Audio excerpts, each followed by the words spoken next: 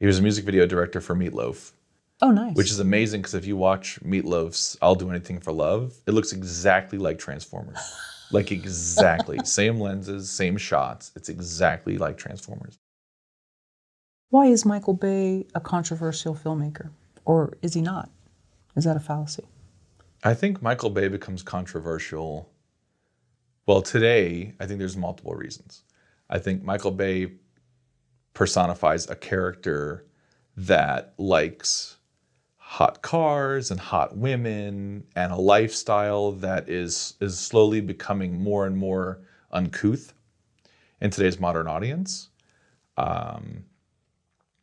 And so I feel like that was a very consistent MTV generation type of program. Miami Vice. Mm-hmm. And he lives in South Beach in Miami. So I feel like that's one element of it. I think that a lot of filmmakers have this idea that they are artists, and artists are not allowed to have money, and artists are not allowed to be successful. Whereas there's this whole idea of selling out. People are like, oh, they're selling out. It's like, well, how are they selling out? Well, now they're making all this money. And I'm like, as an artist, if I could make my art, get it to more people, and be incredibly financially successful, I would 100% want to do that. Like, I don't believe in the whole element of selling out. You have a job. You know, these things are jobs. Even as a director, you still have a job. You have a boss. You're going to have a boss no matter what. It's the studio. It's an executive producer. It's a financier. And you have to do what that boss wants or you're going to get fired. Now, they hire you for your creativity and to bring what you have to the table, but it's still a job. And I think a lot of people don't really understand that. So you have a filmmaker like Michael Bay, who's one of the most successful financial filmmakers of all time. I mean, his movies made billions of dollars. And you may like his movie or you may not like his movie. I mean, he's made movies that I don't like. He's made a lot of movies that I do like. But the fact that he's a commercial filmmaker shouldn't be a negative to him. Like, why? Why would someone not like that? A person can make movies and make a lot of money and make a lot of people happy. I mean, there's fans of his all over the world. So it's always kind of confusing to me where, well, this filmmaker's not a true artist because he makes too much money, or his movie scripts aren't as good. And it's like, okay, well, you can have that argument. You know, those movies aren't for you. But you can go over and watch a Richard Linklater movie and probably enjoy that a lot more, which is totally fine. Like, they're allowed to coexist, because if movies didn't make money, there would be no movie business. You wouldn't be able to make anything. And it's not like Sundance winners are making billions of dollars at the box office. I mean, they make those movies to win awards. They don't make them to make a lot of money. And that's okay. That's totally fine. There's a balance between that. Studios are like, these are our money makers, and they finance the award winners, and then everybody gets everything. And that's a pretty simple concept to me. So I don't understand why so many people have such a problem with it or lambast Michael Bay because of that. Now, granted, not every movie he makes is amazing.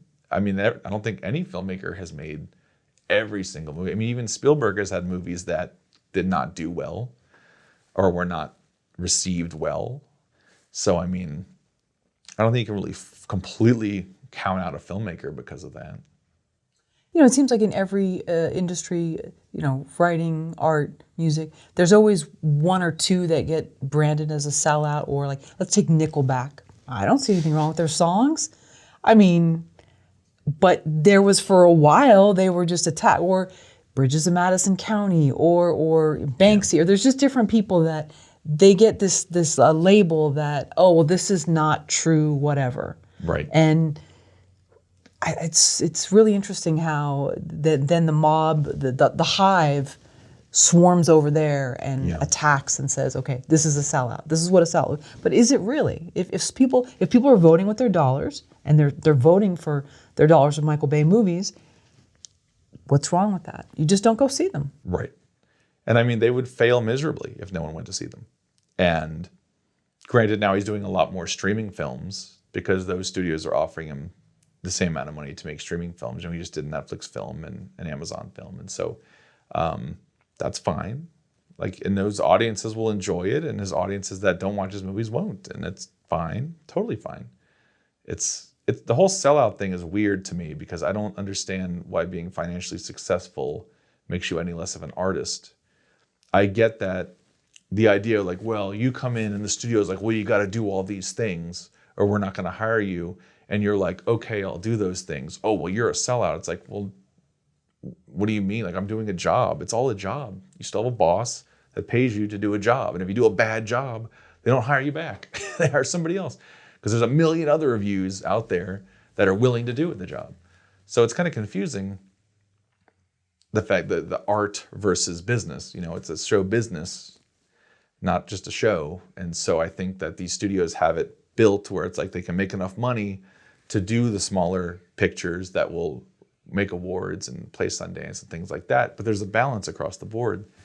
And that's okay. Like, as long as people understand that's all right, like, you're allowed to make whatever you want. It might not make Michael Bay money, and you might not never make a movie again, but that's okay. Like, everyone's allowed to like whatever they want. That's all allowed, I think. And the audience is the boss in a lot of ways too. So you think that Michael Bay's movies, you say, might represent something in this current age where it's too much of sort of the 80s, 90s beautiful lifestyle that maybe now we're rebelling against? I'm putting words in your mouth here, but. I mean, things are definitely across the board being more scrutinized, and as they should. I mean, like, I'm 100% on board with Me Too. I'm 100% board with all of these movements to make the industry cleaner and better and more inclusive. I'm totally on board with that. Absolutely. And so I feel like some of those elements that have carried over that used to be consistent are changing and probably should change. You know, we talk about horror movies and we have 80s cliches. I don't think every movie should be an 80s cliche. I think that that's silly and lazy at some point. You know, we have modern times, we have modern cliches we can easily utilize. So it doesn't have to be about that. But I think he has a very specific brand that he produces and creates.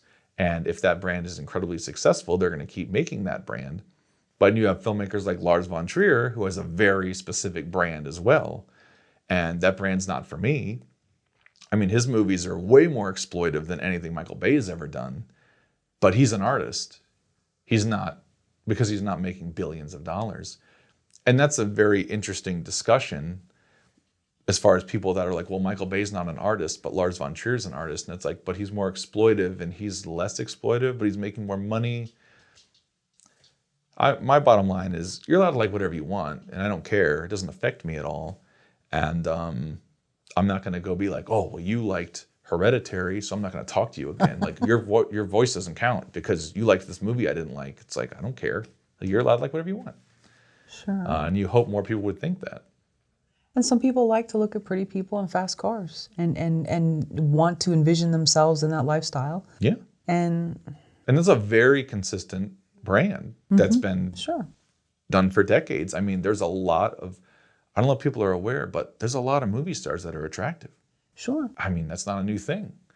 And not saying every movie has to have all perfect movie stars in it, and they don't. Most of them don't.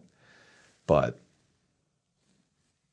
I don't know. It's a constant discussion of what's the line. And especially nowadays with the internet and social media, and back in the day it was like, oh, you look at this magazine cover, like, we shouldn't put attractive people on magazine covers because it makes people feel bad. And now it's like, oh, we're on Instagram and this influencer who's half dressed has 5 million followers, and so I need to do that. If I want to be famous, I have to do this and get an OnlyFans or get a Patreon and do all these things. And like, that's what the kids nowadays are dealing with. It's like, you're stuck in this giant mass of 1 billion people all vying for attention at the same time through the internet in any way they possibly can. And I have friends that make hundreds of thousands of dollars on OnlyFans. And that's great. Like, if you can do that and you're satisfied and it's making your living, that's awesome. Like, good for you. I don't care. Again, I'm not the police of anyone else's happiness. If you do something that makes you happy, as long as it's legal, that's fine. Like, that's great. Because I wouldn't want you coming to my house and being like, oh, you like to play video games? Well, that's ridiculous. You shouldn't do that. You can't do that. You shouldn't play video games. It's like, why? Why can't I play video games? What does this affect you? It doesn't affect you at all. And so it's always a confusing argument to me because, yeah, no one should be the sheriff of someone else's happiness. Sure. Do you remember the TV show Solid Gold from the 80s? Don't. Okay. So it was just like a music. It was almost like a with Dick Clark with the Oh, but it okay. was with very risque dancers and Andy Gibb, and they would introduce. It was almost like a Casey Kasem top 10, but they had the dancers come It's out. like the Soul Train. Kind of. Right, sort of, and yeah, it was quite. These were like Vegas showgirl style dancers with. Sure. And then you would have, Quarter Flash or whatever the 80s band was that was there. Right. But, I mean, there's a reason people like to look at certain things. And yeah, it's just interesting. I mean, Baywatch was on the air for how many years? Sure. Quite a few. Right. And I mean, the industry's always kind of been about that. You get some very charismatic people. And I mean, there are very charismatic people that are not necessarily what people would call, incredibly attractive, I guess, but Sure. we have fantastic comedians and actors all across the spectrum now of things, literally across the spectrum. And that's fantastic. I mean, the more inclusion, the better. I totally agree with. Everyone should get the ability to find their own happiness. Well, and what constitutes eye candy is very, there's just very different Totally. levels. Totally. So, but I guess that's a negative term now, so we can't use that. I didn't say it. Okay, I did. I know. I don't want to get canceled. No, sorry. I said eye candy. Do you have arguments with any of your friends about Michael Bay movies? This Michael Bay is going to haunt me forever. I don't think I have arguments with friends over Michael Bay. And it's not like I don't have like a shrine to Michael Bay in my house. It's a very small shrine. Okay. But Would you put an offering every day for him? when I would try to get into film school, it was a problem that I wanted to be a commercial director, to make movies that made money. I knew that horror movies and action movies made money, and I wanted to make movies that first off could appeal to a global audience and make as much money as possible, because you learn very quickly, if you make money in movies, you get to keep making movies. Sure. So by not getting into film school, it was basically like, well, you're not the kind of filmmaker that we want. We don't want any more filmmakers like you. You're wrong. And it's like, I don't really think I'm wrong. I think I'm just different. And I think it's confusing that nobody wants to make money in a business that you make money with. So the Michael Bay argument, and I'll speak my piece about Michael Bay, where I'm like, I don't understand someone not wanting to make money in movies. Sure. If you don't want to make money in movies, that's very easy, and your job's going to be really easy because it's really hard to make money in movies. So you're going to have a great time. But I get into it at film festivals more so, like or around. There's people that I call filmies. I've always called filmies since college, that are like, well, I only go to these types of theaters and I only watch these types of movies. And if the movie cost over $30 million, I won't watch it because I can't support that kind of blah, blah, blah. I'm like, I don't care. Like, you can watch whatever you want. It doesn't affect me, like, at all. But it's strange when people don't, like, they have this argument that he should not be included as a storyteller or as a filmmaker, when some of the stuff he's done, I mean, his action things and the stunts and what he's pulled off are absolutely incredible. And he's got some of the best stunt teams in the world, and he's really well involved with the military and gets access to all of this stuff that nobody else gets access to because he respects those elements. Scripts, he's not as worried about because there's just plenty of explosions, so you're happy with the explosions. He's made some movies that I love, and he's made some that I don't. So, I mean, it's not like I argue about it that much, but I'm always confused because if I could be Michael Bay and make whatever I want at a massive budgetary scale, that'd be amazing. Like, I would love to do that, because who doesn't want unlimited power and control over their story? So he's earned that by doing what he does, and he's got a very specific brand, and I appreciate that. And there's lots of directors that have that same ability. Tim Burton has a very distinct brand. J.J. Abrams has a very distinct brand. Like, they are getting well known for what they do. Kevin Smith. And a lot of very successful directors do what they do best, and that makes a lot of money for them. And I don't think just because someone's making more money or making the things you don't like or you don't respect, that they shouldn't have a seat at the table at all. I think that's ridiculous.